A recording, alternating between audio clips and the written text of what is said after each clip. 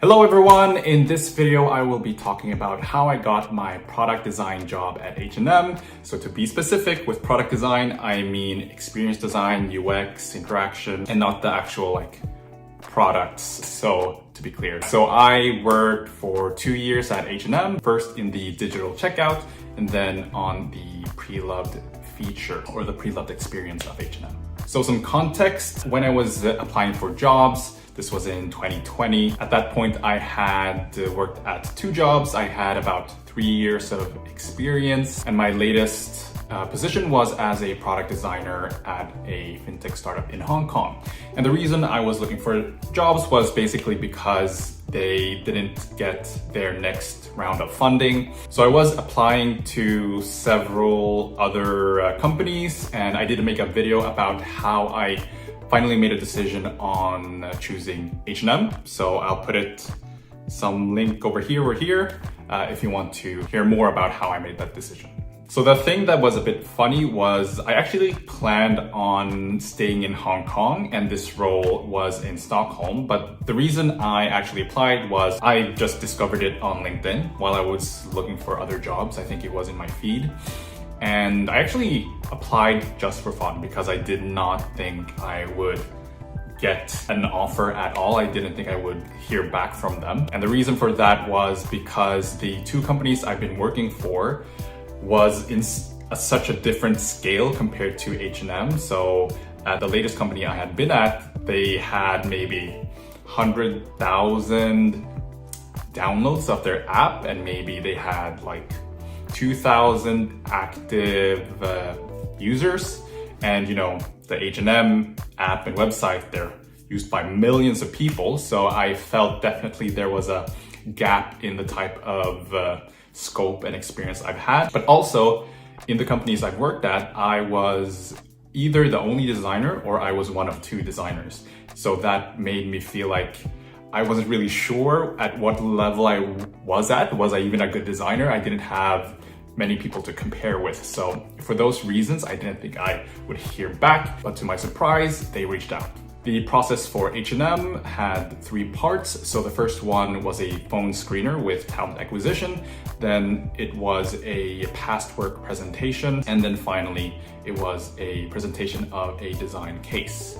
And then after that, you would get a decision whether or not you would get an offer, basically. I want to highlight that this was in 2020. So I'm pretty sure that the process has changed by now.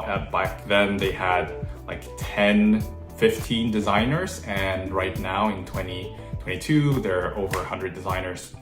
So this was kind of part of them growing their number of designers. So I first saw the ad February 20th, and then already March 5th, I scheduled the phone screener and talked to the talent acquisition person. So this was basically just to know about my competence, my experience, and kind of find out how interested I was in the role. And then of course, checking my communication skills. After that was the portfolio presentation, and then I had that in March 13. So this was a 60-minute talk with 2 designers. I was speaking to 1 junior designer and 1 senior designer. And at this point of my career, I wasn't really good at this kind of interview. So the way that I presented my portfolio was basically opening up the website and then scrolling through it and talking about 1 case study. If I had done this now, or actually what I did when I was applying recently, was to create a slide deck basically, so that you could have a more visual approach in explaining your work.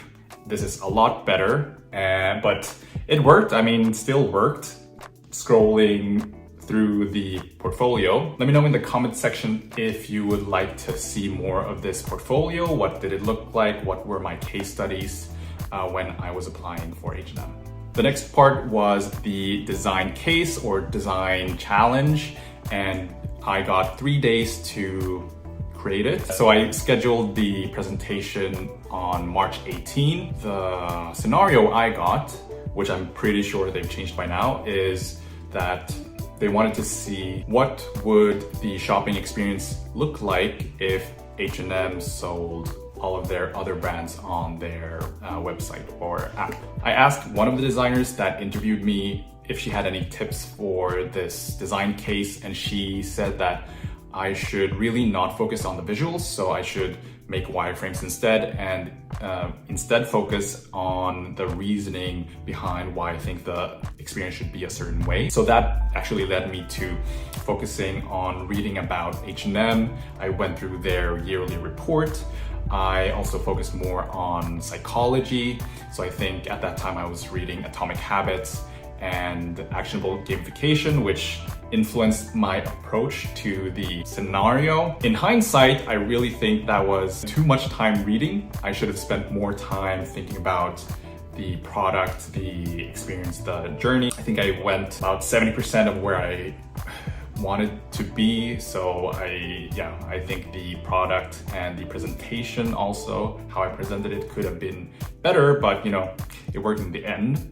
So in case you're curious about what my final solution actually looked like, what the presentation was like, then leave a comment and let me know that you want to see it. So after I had done that, it was just to present it. And this was, as I said, March 18. I don't remember exactly how many people were in the presentation, but I remember thinking, wow, that's more people than I expected. So if I had to guess, it maybe was 6 people watching me present, and this was over Microsoft Teams. So I had 60 minutes for the presentation and then the Q&A.